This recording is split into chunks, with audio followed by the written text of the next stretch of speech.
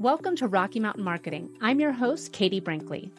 Join us as we dive deep with the world's leading digital marketing experts every single Tuesday. It's all about giving you the strategies that are working right now, directly from those who are making an impact. With my 20 years of experience, I'm here to help you navigate the world of digital marketing. Whether you're looking to sharpen your skills or transform your business, you're in the right place. Let's get started on today's journey to success. Welcome back to this week's episode of Rocky Mountain Marketing. I've had the pleasure of meeting today's guest, back in 2022, we were at Social Media Marketing World, and my good friend Jennifer Watson introduced me and today's guest, and he was doing a lot of stuff in the video realm. And then I got to know him really, really well when I went to Social Media Week Lima, which is put on by Jessica Phillips in beautiful Lima, Ohio. We got to spend 3 days together. And Chad, Illa-Petersen is today's guest. He has become one of my favorite people. Being a funny friend, I don't know if he's ever serious or not. So even saying his name, I don't know if it's right. He told me Illa-Petersen, and I'm like, but is that right? And he was looking at me dead in the eye, and he was like, yeah, it is. And I have no idea if he's being serious or not. But I love every minute that I get to spend with you, Chad. You are just so much fun to be around. One of the things that I've really learned from you is not that you're just a terrific MC and that you are a joy to be around. You're a fantastic speaker. Those are all things that come along with the Chad package. But finding stories that I didn't know were a story at all. When you use speaking as part of your business strategy, not even as part of your business strategy, if you're going to be speaking on social media, in email, and using social media and podcasting and video as part of your brand strategy, you are one of the most important parts of it. Your stories are something that are going to elevate you and connect your audience with you on a whole new level. And that's what you do, Chad. You help not just find the stories, but really you are the story catcher. You help people find those stories, catch them, and really craft a narrative so that we can all become more relatable. We can all get to know each other better. And that's what you help different businesses with, different speakers with, entrepreneurs with, catching their story and turning storytelling into a whole new way of building community. So Chad, thank you so much for joining me on Rocky Mountain Marketing today. Well, thanks for having me. I feel like I can just go home now. I think you covered everything. Well, I covered what you do, but how do we do it? And that's what I'm so excited about today because, like I said, storytelling and story catching are two different things. And it can be kind of hard finding the story to share to make yourself more relatable. One thing that you did at Social Media Marketing World this year is you and I were talking about this with one of the speakers that took the stage. And I said, man, what a great story. You turn to me and you go, yeah, I told her to start with that. And I was like, of course you did. Of course you did. And because it was such a different way for this speaker to start their sessions. I've seen them speak on stage numerous times. I've never seen them start with such a connecting and really a story that kept people at the edge of their chair saying oh, wow, what does this have to do with this topic? She melded it all so nicely together that I was like, man, this is typically out of the realm for this speaker. And you had something to do with that. So let's just talk really quickly about what the difference is between story catching and storytelling. Sure. In a quick synopsis, story catching is being able to remember forgotten stories, recognize new stories, and then create new stories with other people so they become shared experiences. And when you have them, then you learn how to tell them. You figure out how to craft them, whether it's written or video or speaking, whatever the delivery is that is going to work for the audience you're trying to reach. But we did some research, and 85% of the speakers and business owners that we talked to said when it comes to storytelling, the thing that they struggle the most with was finding them, or finding the right story, or finding a story that actually does connect, or taking a story they thought they had and understanding how it's actually relatable to what they do.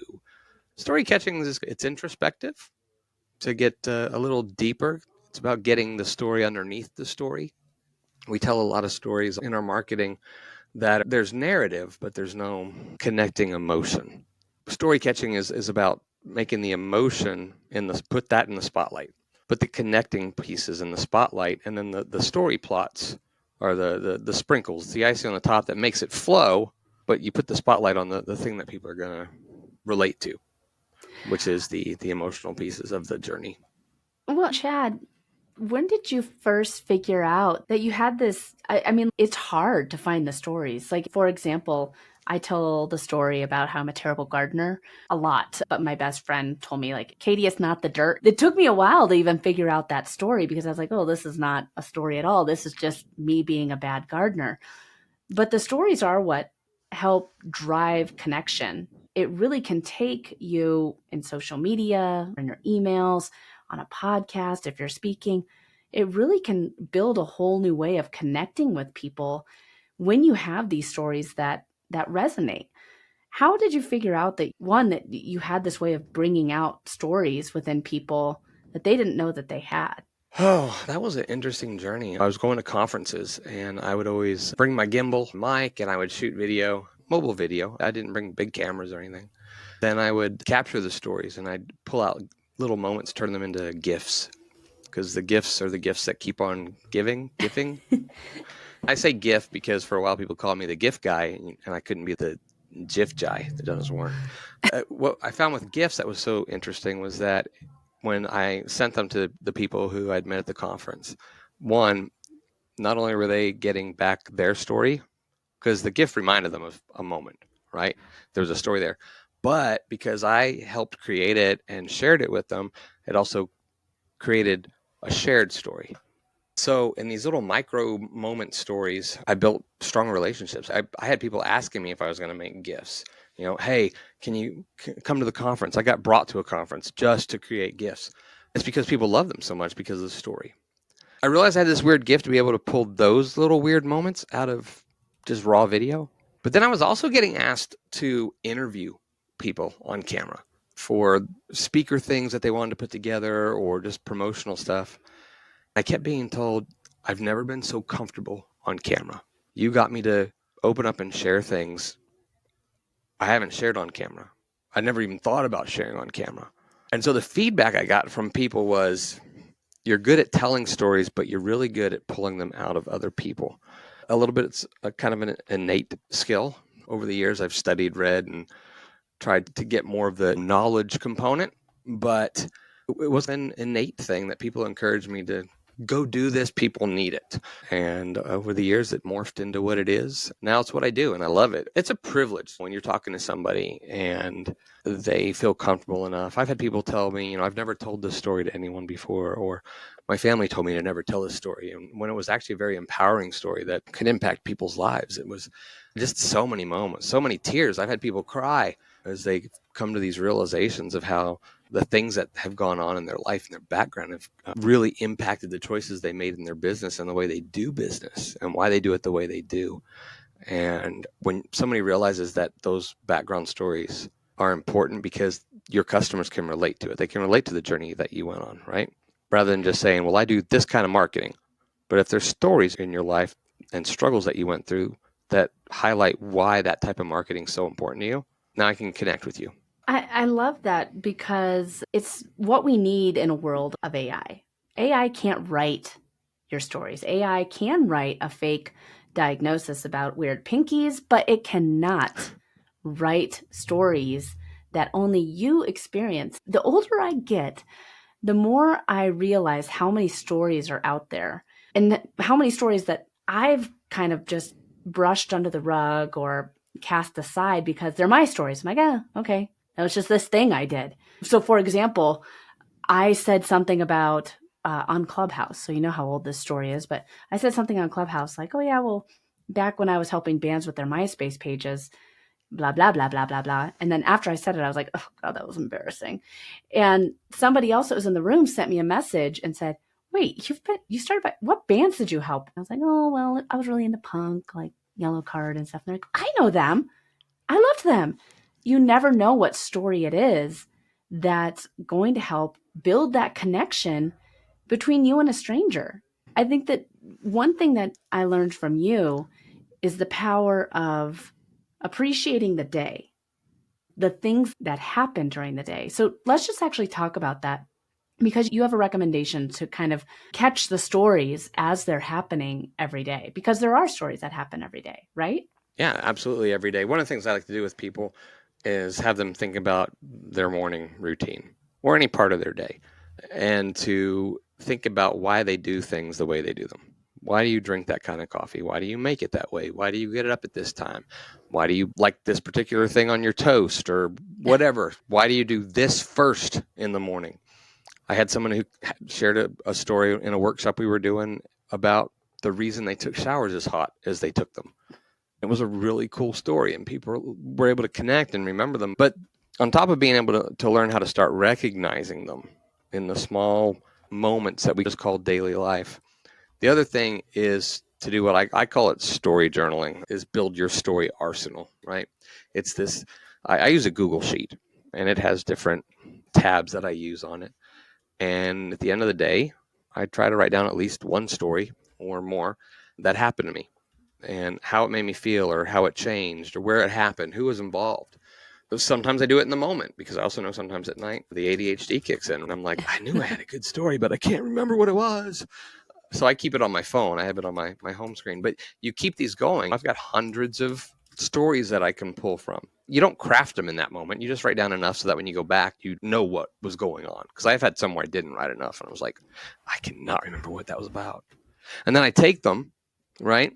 You can assign them to the personas that you're trying to target as to which ones are more likely to feel what it is you want them to feel with that story. What type of endorphins are they giving out? What kind of decisions do you want them to make? Where on their narrative journey, or the buyer's journey, but I look at it as a narrative for specific reasons that I do that. But where are they? So this story is more likely to resonate with this person at this place when they're at going here. When you have this arsenal, and then you're trying to work up a presentation, or you're speaking next week, like, I really want to do something different, I need to change it up. You have this arsenal of stories, and you can go in and like, I need a story that does blah, blah, blah, blah. Okay, there's 4 stories right there that do that. You know what? I remember that. I like that one. That will work. That does resonate, whatever. And you can create it and craft it into whatever it is that you want. The same if it's, whether you're not speaking, if it's a marketing thing as well. It's about recognizing and making sure you write them down. Writing them down is the hardest part for me, because I'm not a journaler. And for some reason, you'd think that after all this time, I would remember. One, you're not a journaler. And two, you're not going to remember this. I get my best reels ideas at 2 a.m. I'll wake up from something like, oh man, that's going to be the best reel. I have no idea what it is the next day. I've already forgotten it. But writing down just these different things that are happening to you throughout the day, I think that is one of the keys to catching the story. So let's say we've caught these stories. You mentioned actually crafting it, whether you are a speaker or a podcaster or not, crafting it is a bit of an art within itself too. So how do you work with people to really, now we've been writing down our day, we've been able to see these different stories come to life. How do you actually craft the story so that it resonates with your audience? Hey there, Rocky Mountain marketing fans. This is Rich Brooks of the Agents of Change. If you're like me, you're a big fan of Katie Brinkley, which is why I asked her to be part of our first ever Digital Marketing Summit. That's right.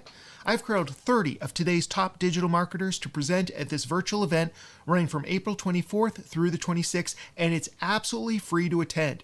You can watch all 30 sessions live, but if you really want to up your marketing game, be sure to check out our 2 VIP packages. Head on over to theagentsofchange.com/Katie Brinkley 2024 and reserve your spot now. I'll see you at the summit.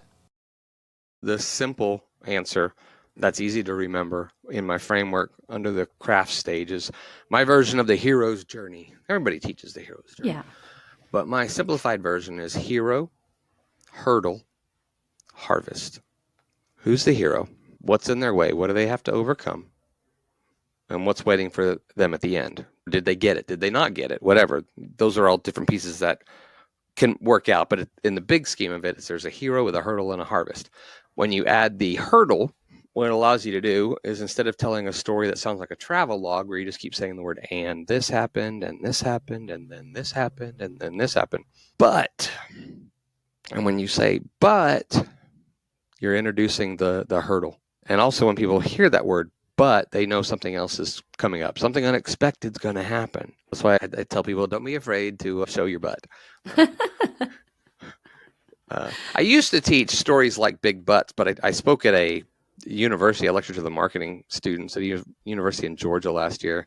And I said, remember stories like big butts? And it was like crickets. And I'm like, wow, I'm apparently too old. Finally, one student said, no, I know. It's that I like big butts and I cannot lie. One other student said, oh, I think I've heard of that. Yeah, so I've retired that's the that classics right there. I know, right? I think that will definitely land with the Rocky Mountain Marketing podcast audience. So getting our stories, finding them, crafting them. I love the butt. I think that is a great. I've been working out. I think that is a great way to. Ooh, but wait, what else is coming? So if people are saying like, okay, well, Chad, Katie, I love this conversation. I've never really thought about doing some of these things, but I don't podcast. I don't plan on speaking. Why should I try and catch some stories to share? Yeah. So we talk about it on these podcasts in business from the standpoint of how can we help your speaker career grow and connect with the audience? How can we help you grow your business with marketing? But for me, story catching, the overarching thing for me with the story catcher is that I believe stories have the ability to change the world. Stories have the ability to build bridges.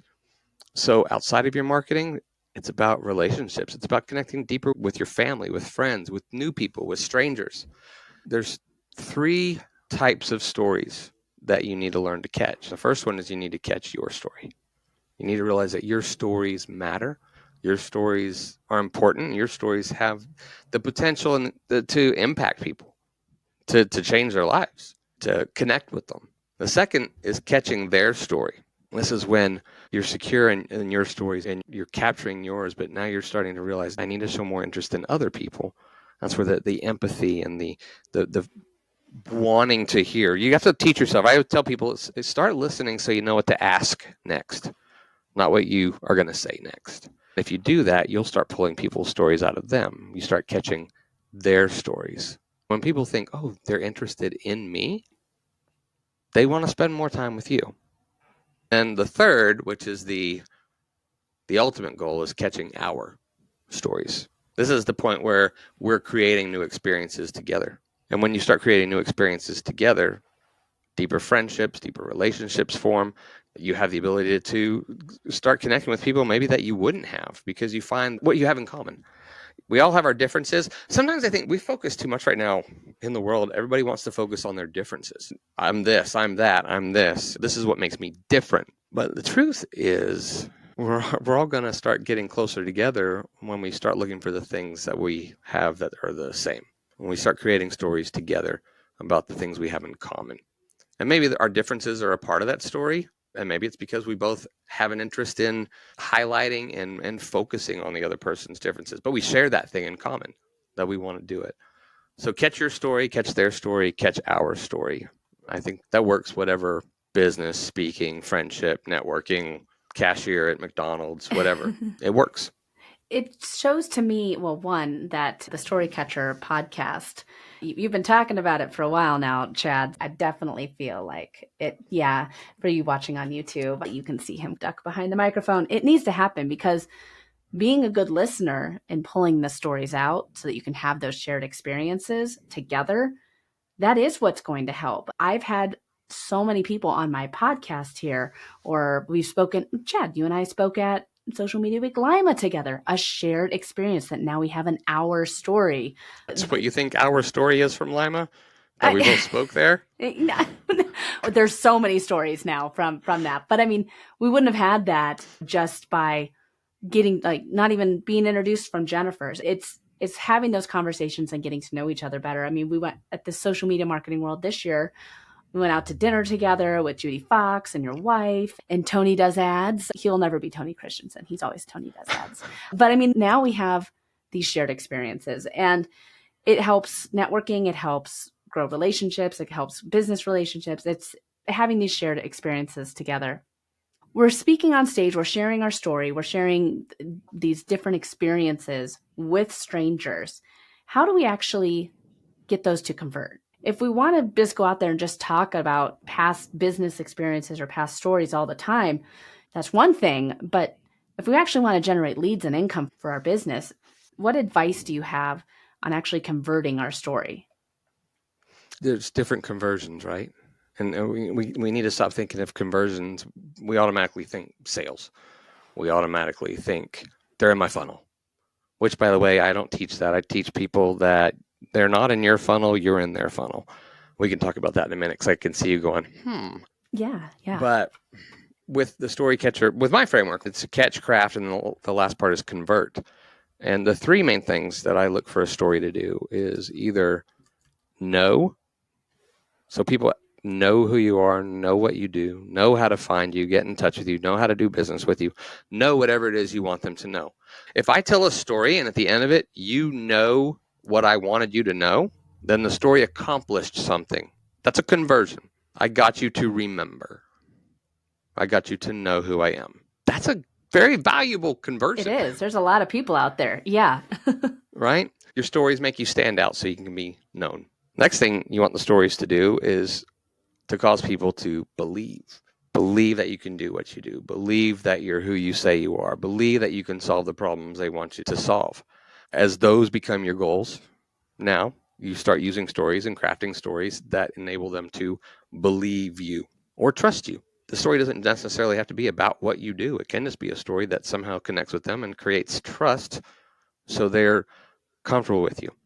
They want to do, they may not even know what you do yet, but I believe you. And whatever you tell me next, I believe it because I've connected. And the last is do. And that's when we're telling stories because we want them to end up doing something.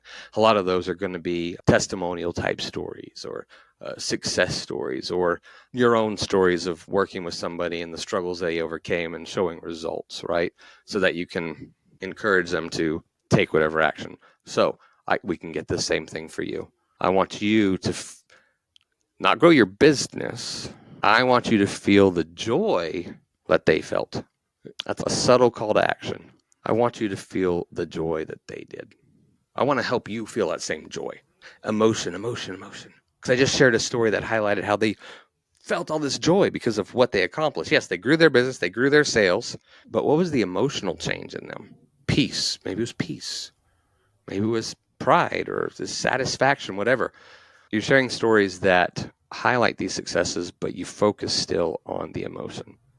I want to help you feel what they felt. That's going to connect with me a lot differently than the other. There was a woman I was talking to, we were doing one-on-one, and she was in marketing with a lawnmower company. And we chatted and got to the point where you're like, well, what is it about them that you like? Why do you enjoy working for this company? She said it's the service. The service that they deliver is just, it's unbelievable. Like they're there. Like Chad, when they say they're going to do something, when they say they're going to be there, they're there. And I love that so much. I said, was it like you have a 2-seater riding lawnmower and they're just right there next to you? She said, yes, that's what it's like. I said, you can use that, no charge. But she started to paint this picture for me. I can see them right next to me. And I said, well, but you're in marketing. You love the whole service thing, but you're not even in the service department. You work in the marketing. So why is this service thing so important? We went down this journey of me listening and asking. And she finally got to the point where she teared up and she said, I've never experienced that in my life. I've never had anyone in my life that I could count on like that. And so seeing a company that prioritized it at that level meant something to her. Now, what would we typically do in our ad? We would talk about our great customer service. We're there 24/7 when you need us. So the same blah, blah, blah, blah, blah, that everybody else is saying about their customer service. But if I come to you and say, hey, I know what it's like to feel alone. I've been there and it sucks. So when I started doing what it is that I'm doing, I swore to myself that I would make sure that no one who did business with me would ever experience that they would never feel that sense of loneliness, that they would know that they have something they can count on any time of day or night. And that's how we do things here. I can relate to that. I can feel that. But we don't find that unless we dig and we catch. It's amazing to me, just even with the fluctuation of your tone in that, Chad. As you were telling this, it is finding the thing that underneath all of it that makes us all human. You talked about pride. Yeah. You talked about sense of relief, sense of whatever it was, that really those are all things that, again, AI can't replicate. It can't tell a story for you. It's something that draws that human to human connection, which honestly, what drew me in to social media 20 years ago was that human to human connection that you can have with someone without ever actually meeting them face to face. And that's what I believe with what you're doing with helping people catch their story and really tell their story and share their story and listening for the story from others. That's so needed in this world of AI. Yes, holy cow, AI is incredible. It is a game changer when it comes to so many different aspects of our businesses. But really, if you want to connect with one another online for your business, one of the best ways of doing that is by being you and sharing what it is that makes you different, or you. And the people that connect with you are going to say, that's my person. I want to hear more from them. I resonate with their story, or that's something that I want from that story. I think that it's definitely needed in a world of AI. I know you have membership, you have coaching to really help people catch their story and share their story and craft their story and convert their story. If people want to really dive in to the human side of their business and their brand, what's the best way for people to get in touch with you, to work with you, to learn more about finding their stories? Hopefully enough people are going to be reaching out that say, like, finally, I'll start that podcast, Chad. You know, you'll start your show, because it's needed. It's needed so badly. Yeah. So I'm on all the socials. People can feel free to message me, but the best way to start getting info would be go to thestorycatcher.com/catch your story. And there's a lot of information there and about the membership and other stuff that I've got going on. So amazing. That would be where I'd say is to go there. Yeah. Like I said, Chad and I have gotten to hang out numerous times, whether it be at PodFest, Social Media Marketing World, Social Media Week. We've gotten to spend a lot of time together. You've been an incredible MC at these events. You're an incredible speaker. So I'm really excited to see how I can continue learning how to catch my story. I've been trying to write regularly throughout the day so that I will remember the little stories that are happening that I might forget about. But I think that numerous times now in a world of AI, what you're doing and what you're trying to teach people how to do is so needed. So, Chad, thank you so much for joining me on Rocky Mountain Marketing this week. Thanks for having me. Thanks so much for listening to this week's episode of Rocky Mountain Marketing. I hope you're leaving with valuable insights and the inspiration to lead your market. If you've enjoyed our time together and found today's podcast episode useful, I have a small favor to ask of you. Please hit that subscribe button to stay updated with the latest episodes. And if you know someone who could benefit from these episodes, maybe a fellow business leader or an aspiring entrepreneur, go ahead and share this episode with them. Let's spread the knowledge and grow together. Also, I'd love to hear from you and continue the conversation beyond the podcast. Visit me at katiebrinkley.com to connect, to find more resources, or just to share your journey. And be sure to pick up your copy of my new book, The Social Shift, at katiebrinkley.com/book. Thanks again for tuning in. I'm Katie Brinkley, and I can't wait to dive into more strategies and stories with you on the next episode of Rocky Mountain Marketing. Let's keep on taking your marketing to new heights.